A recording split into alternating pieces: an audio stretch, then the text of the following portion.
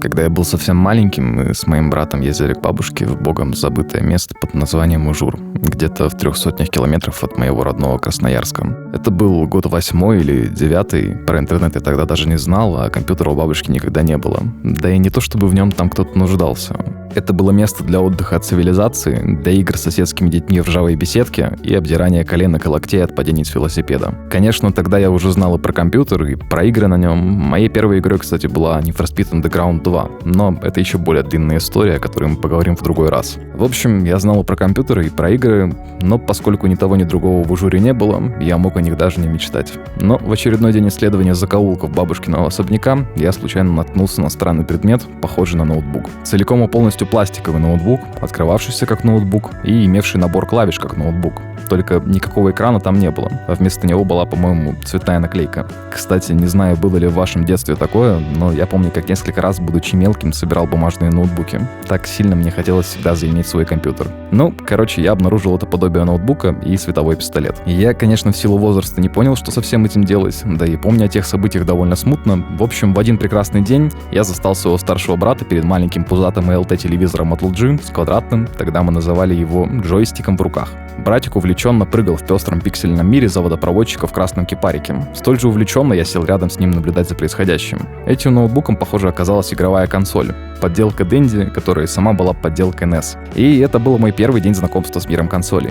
Я постоянно выпрашивал у братика дать мне сыграть хоть в одну из 3 игр, танчики, Марио и какие-то гонки с видом сверху. Но вроде как так и не сыграл в них тогда. Запомним этот эпизод и переместимся на пару лет вперед. Когда мне стукнуло 6, я отправился в школу. Где-то тогда же я познакомился с интернетом и завел свою первую страничку в ВК, которая, к слову, сейчас удалена. Уже в 4 классе я активно качал на найденный на улице сенсорный Samsung Java игры. Это, кстати, было еще во времена, когда сенсорные телефоны казались всем дикостью. Батарея у него держала заряд очень плохо, но перспектива играть в игры где-то кроме дома за компьютером меня всегда подкупала. И мой детский глаз во всех местах, в очередях в больницу, на вокзале, в интернете, да где угодно, цеплялся за всякие портативные консольки. И, наверное, ярче всего мне запомнился Tetris, которого у меня никогда не было, и она. Без преувеличения легенда российского гейминга, главный артефакт притяжения школьников — PSP.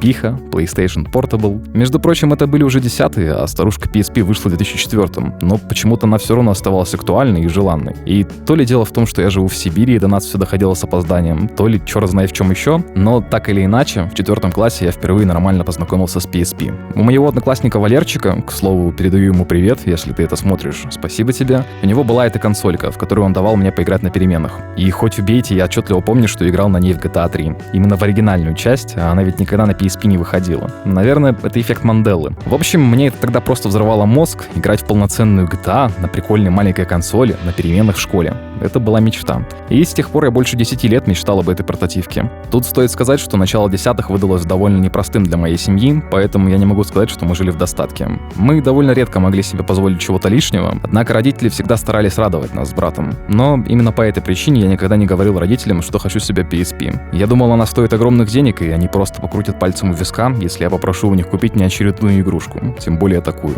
Время шло. Я играл в игры на нашем слабеньком ПК, на многочисленных телефонах и планшетах. О своей давней мечте я не забыл, хоть и не вспоминал. И вот наступает 2023 год. По воле случая, тем летом я впервые полноценно узнал и познакомился с консолями. Все благодаря любимой работе. Так у меня дома оказалась 4-я плойка.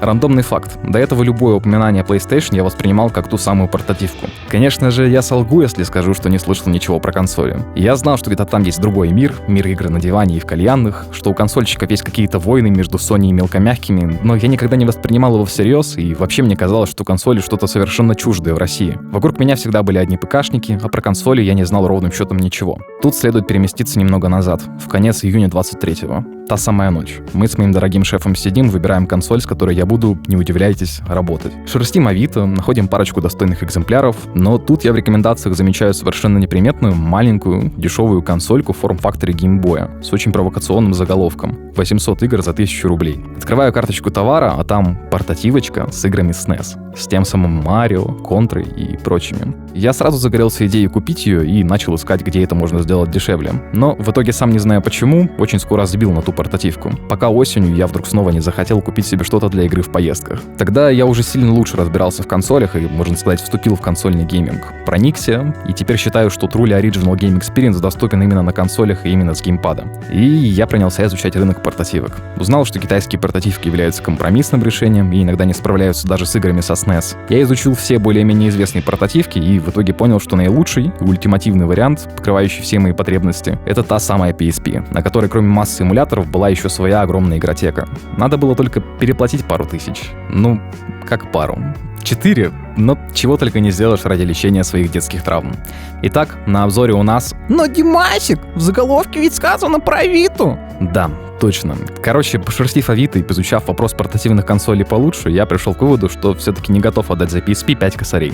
Зато готов отдать 12 за Виту, у которой и своих игр предостаточно, и мощностей побольше, и обратка с PSP есть. С какой стороны не посмотри, это еще более выгодная инвестиция, а душа после этого точно успокоится.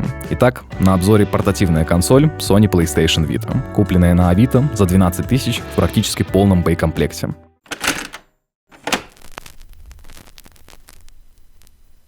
Начнем с распаковочки. В коробочке у нас находится еще одна коробочка с макулатурой и консолью, завернутой в мягкушку. Внутри самой консоли уже стоял memory stick последнего поколения на 4 гигабайта, которым я не пользовался, но его наличие все равно приятный бонус. Сама консоль досталась в почти идеальном состоянии, за исключением задней панели, которую я уже поменял. Задняя панель, со слов бывалых владельцев, вообще является слабым местом консоли, но за более чем полгода владения я ничего подобного не заметил. Может, пользовался мало или аккуратно, но anyway, это запчасти, она легко меняется. В этом плане Vita вообще удивляет, но об этом позже. В отличие от PSP, у Vita есть два стика, от которых я, впрочем, не в восторге. Они достаточно легко вращаются, без накладок пользоваться ими неудобно, ход у них маленький, кнопки на них нет. Но имеем то, что имеем, надо всего лишь привыкнуть. Некоторые умельцы в интернете ставят на Vita стики с Nintendo Switch, и хотя Switch я не трогал, мне кажется, стики у него комфортнее, как минимум за счет своего размера. Еще тут есть 4 кнопки, за которые я бы убил инженера. Кнопки неприятно скрипят, ход у них маленький, и вообще на PSP было лучше. Есть крестовина, о которой я ничего плохого сказать не могу. Есть кнопки PlayStation, Start, Select и 2 плечика, шифта, бампера, называй как хочешь.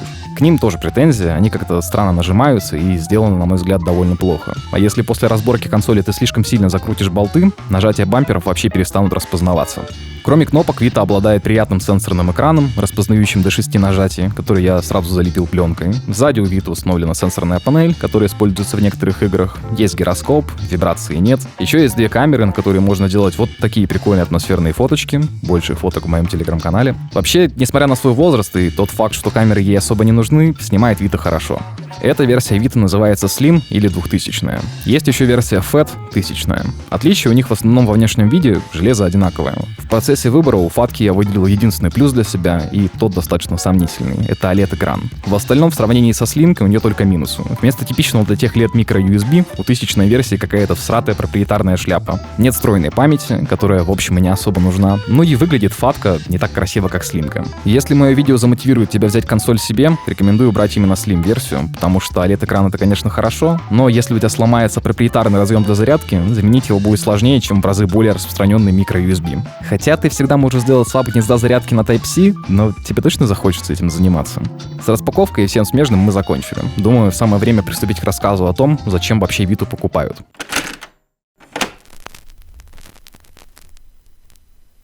С играми у Vita все неоднозначно, на мой взгляд. Оригинальных тайтлов тут вроде хватает. Из эксклюзивов есть Uncharted Golden Abyss и Gravity Rush, дарящие незабываемые эмоции, Killzone Mercenaries, Little Big Planet, Asphalt Injection и, вероятно, самая милая игра ever — TRA. Однако начать изучать библиотеку игр я тебе все равно рекомендую с простенькой головоломки Escape Plan. Эта игра познакомит тебя с большинством гиммиков Vita, причем использование этих самых гиммиков в ней оправдано, не раздражает и дает насладиться новым игровым опытом. А еще у нее классная эстетика, занимательная история, ну и проходится она достаточно быстро. Кроме перечисленных игруль, на Vita выходило много разных занимательных тайтлов разной степени всратости. И из моих любимых укажу Shovel Knight, прикольная эстетичная пиксельная индюшка с юмором и смешным сюжетом. Подобные игры, кстати, на Vita играются очень хорошо, временами даже лучше, чем эксклюзивы.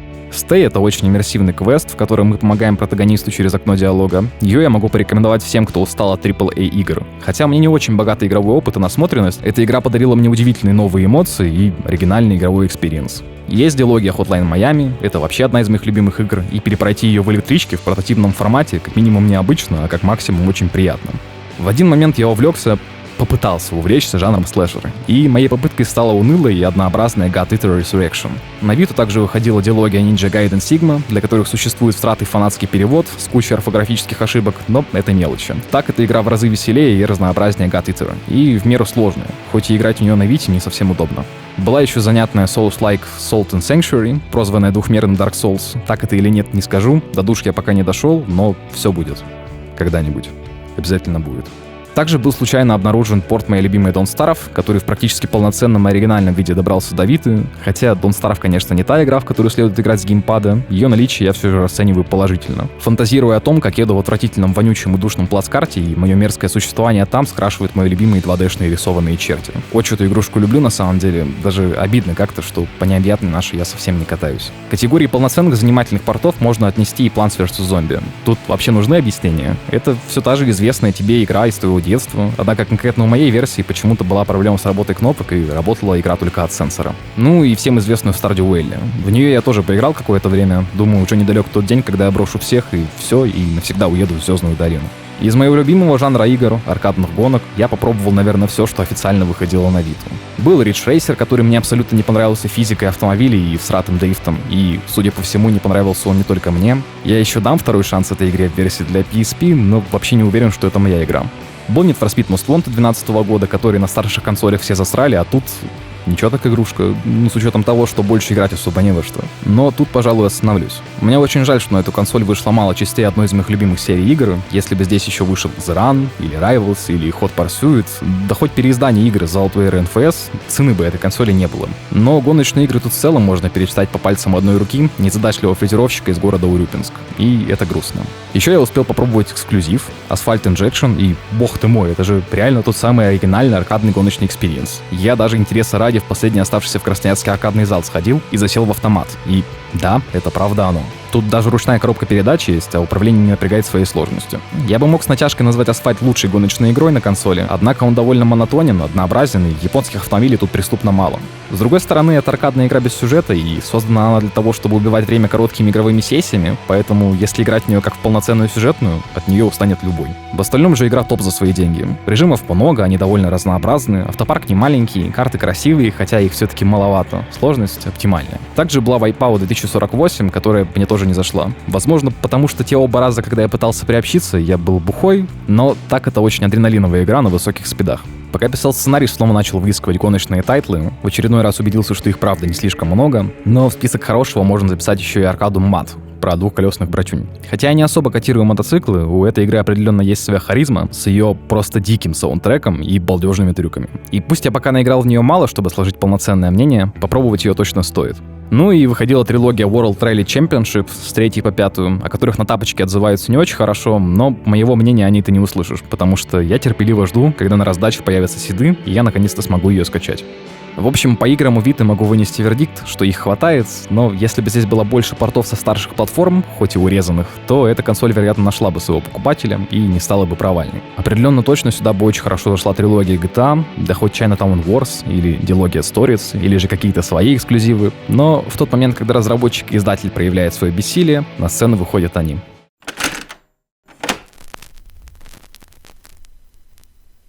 Поскольку сами Sony положили большой ржавый на развитие Vita, да и, как принято считать, появилась она не в самое подходящее время, в момент взлета игр на телефонах, по итогу все эти и другие причины привели к провалу консоли и не позволили ей полноценно завоевать рынок портативок. Однако сейчас, когда прошло уже 13 лет со старта консоли, однозначно заявить, что Vita мертва и не актуальна, все-таки нельзя. И все это, как обычно, благодаря пиратам и кастомным прошивкам. Именно благодаря этим пиратам Vita сейчас не гниет на свалке видеоигровой истории, а продается, причем за немалые деньги. Прошивается Vita очень легко, на все про все у тебя уйдет полчаса, и это если ты будешь тормозить. Я прошивал ее по этой серии видео, там же объясняется, как расширить память Vita обычной microSD. В общем, ссылка в описании. Прошивка открывает возможности установки всех игр, любезно сдампленных пиратами, а также установки эмуляторов и портов, плагинов и прочего не всегда полезного ПО. Именно с помощью прошивки и приложения RetroArch я исполнил свою мечту, вылечил детскую травму и поиграл в Марио в портативе. И вообще познакомился с кучей ретро-игр, в том числе открыл для себя реально крутые игры с Atari 2600, узнал, почему Pac-Man и Tetris Антри стали легендарными и прошел занимательную Vice Project Doom. И, конечно же, пройду еще больше, потому что кроме исторической ценности в эти игры еще интересно играть.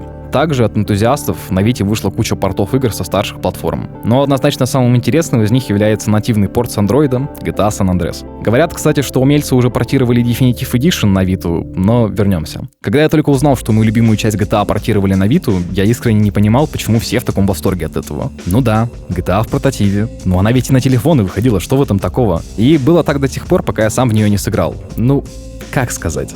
Я почти полностью прошел весь сюжет и дошел до Лас Вентураса. А потом у меня перестала читаться карта, и мне пришлось сделать хард-ресет. На самом деле, если ты думаешь, что в порте Сан-Андреаски на Vita ничего интересного нет, то тебе тоже стоит в нее поиграть. Особенно если до этого ты пробовал ее только с клавомыши. В портативе это абсолютно другой опыт. Это полноценная, хоть и немного видоизмененная, но та самая игра из твоих детских воспоминаний. Она еще и дарит тебе какие-то совсем иные эмоции, и лично на меня она произвела очень глубокое впечатление. Вообще, у меня есть привычка формировать различные традиции и исследовать им. Таким образом, в 10 классе у меня появилась традиция каждый год во время новогодних каникул проходить Сан-Андреас. И теперь я смогу сделать это в теле с на диване. Что касается остальных частей оригинальной трилогии, про них я ничего сказать пока что не могу. Мало того, что Vice City и Тройка в целом как-то прошли мимо меня, я не пробовал проходить их именно на Vita. Хотя знаю, что они основаны на оригинальных играх из Steam.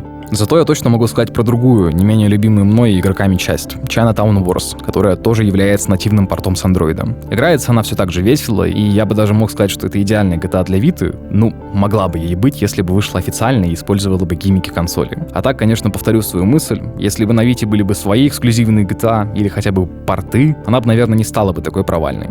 Кроме GTA для Vita есть множество других портов, например, Bully, Max Payne, Need for Speed Hot Pursuit, тоже с андроида, разумеется, Doom, Quake и внезапно все части первой Half-Life. Но я либо вообще не играл в них, либо провел чертовски мало времени, поэтому сказать что-либо не могу. Каталог с полным списком портов я опубликую в описании. И, конечно же, говоря о пиратстве, на Vita будет преступлением не рассказать про Адреналин, который представляет собой не что иное, как программу обратной совместимости с PSP. Именно с помощью Адреналина ты сможешь запустить все те игры, в которые играл на школьных переменах. Перепройти Vice City Stories, Most Wanted 5.1.0, God of War и вообще все-все-все. Главное — найти образ игры на трекерах. Я таким образом полностью прошел Лего Бэтмен и начал проходить Индиана Джонс.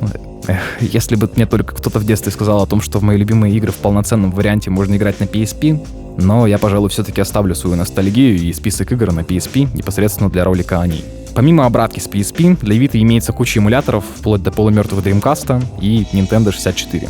Но я пользуюсь их сборником, RetroArch, который, может, и не идеально эмулирует все ретро-консоли, но зато объединяет в себе все, что мне нужно, и даже больше. RetroArch, кроме всего, позволяет еще и красиво каталогизировать свою коллекцию, загружать обложки для игр и, конечно же, удобно группировать игры для разных консолей между собой. К слову, специально для этого видео я лично несколько дней сидел, отбирал коллекцию ретро-игр для всех классических консолей. Я постарался собрать в ней по максимуму все легендарные игры и то, что интересно лично мне. Архив со всеми ромами игр уже загружен в мой телеграм-канал. А телеграм-канал где?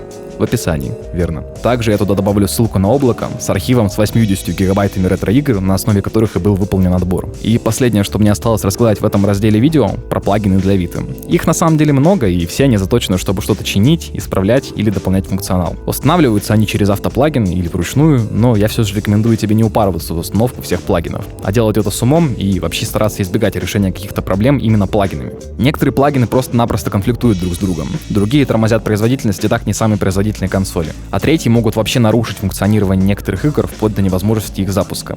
Все потому, что некоторые плагины работают на уровне ядер процессора, и таким образом ты можешь заруинить работу системы, восстановить которую сможешь только хард-ресетом. Ну или еврейской магией. Лично я пользуюсь всего несколькими плагинами: Revita для калибровки стиков и ремаппинга, а также плагином для подключения DualShock 4 и вывода картинки на экран монитора. Да, кстати, таким образом Vita превращается в Nintendo Switch. За исключением того, что с друзьями ты особо не погоняешь. Впрочем, anyway, наличие такой возможности лучше, чем ее отсутствие.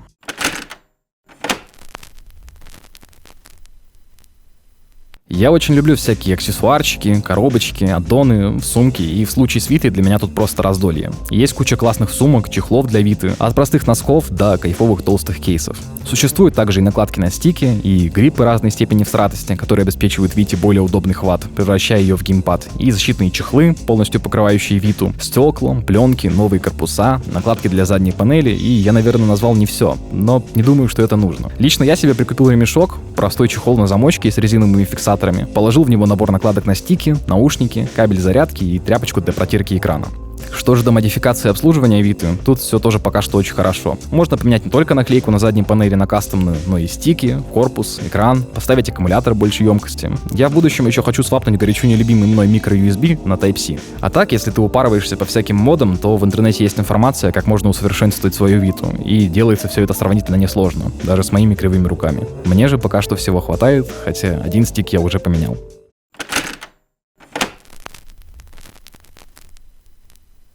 Учитывая все вышесказанное, возникает закономерный вопрос: а стоит ли покупать Виту сейчас? И я скажу, что скорее нет, чем да. Во-первых, ценник на нее сейчас просто огромный, и если немного добавить, можно спокойно взять Nintendo Switch. Но, Димасик, ведь игры на свитче стоят как одна PSP. И это безусловно правда, но можно же купить уже прошитую консоль и не беспокоиться вообще ни о чем. Я вот мельком посмотрел, что толкают на нашем Авито, и нашел несколько лотов за вменяемые деньги. Хотя любой спич про Nintendo Switch от меня скорее следует рассматривать как что-то голословное. Я никогда не держал его в руках и тем более не играл, так что уверенно что-то заявлять касательно него мне, наверное, не следует. Тем не менее, здравый смысл говорит, что лучше взять именно Switch. Во-вторых, возможно, конкретно для себя Vita — это совсем не та консоль, которая тебе нужна.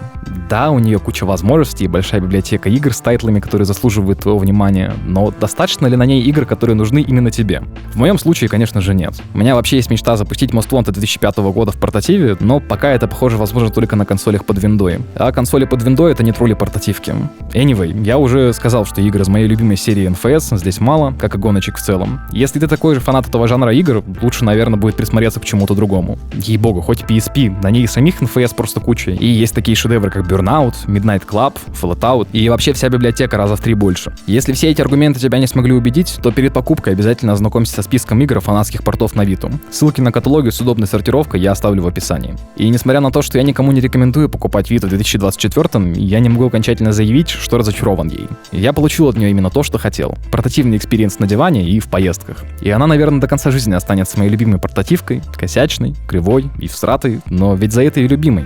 Конечно, я мог просто записаться на прием к психотерапевту, но это, наверное, стоило бы еще дороже, и тогда не было бы ни этого сентиментального ролика, ни нового игрового опыта, ни новых полезных знаний. Чего уж там, именно покупка и прошивка Vita натолкнули меня на мысль отжать у моего друга третью плойку и PSP и прошить их. А если бы я не прошил PSP, то, вероятно, мое следующее видео было бы не таким красочным. Короче, резюмируя, если ты точно уверен, что Vita тебе нужна, если ты убежден, что она сможет подарить тебе те эмоции, что подарила мне, если все ее недостатки, о которых я говорил все видео, тебя не отпугивают, welcome to the club. Ну и если все-таки купишь, и у тебя возникнут какие-то сложности с ней, пиши в комментариях под этим видео или в Телеграме. Я постараюсь тебе помочь. За сим откланиваюсь. Спасибо за просмотр и до встречи в следующем видео.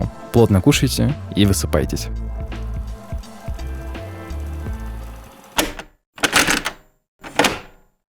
Вообще, я считаю, что ценность любой вещи основывается на нескольких параметрах. Обычно я эту позицию объясняю на примере одежды. Так вот, если речь про одежду, то ее ценность состоит в красоте, оригинальности, функциональности и ремонтопригодности. Но в этом уравнении есть еще одна переменная. Если она у вещи есть, это хорошо. Если ее нет, тоже хорошо, если при этом остальные параметры в порядке. И эта переменная — история. По-моему, гораздо приятнее владеть чем-то, у чего есть долгая история, какой-то бэкграунд, что-то, что можно потом внукам рассказать. В данном случае, по счастливой случайности, у этой Виты тоже есть история. Со слов владельца, она была куплена в Португалии, когда он там жил с родителями. Судя по коробке и коду региона на ней, она действительно относится не к российской, а к европейской ревизии. Прошлый хозяин на ней особо не играл, чему я тоже охотно верю, потому что после замеров выяснилось, что аккумулятор у консоли почти в полном ресурсе, и после переезда в Россию решил ее продать. И это все, конечно, мелочи, но мелочи приятные.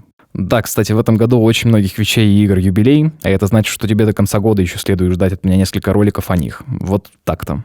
Все, теперь мне точно пора.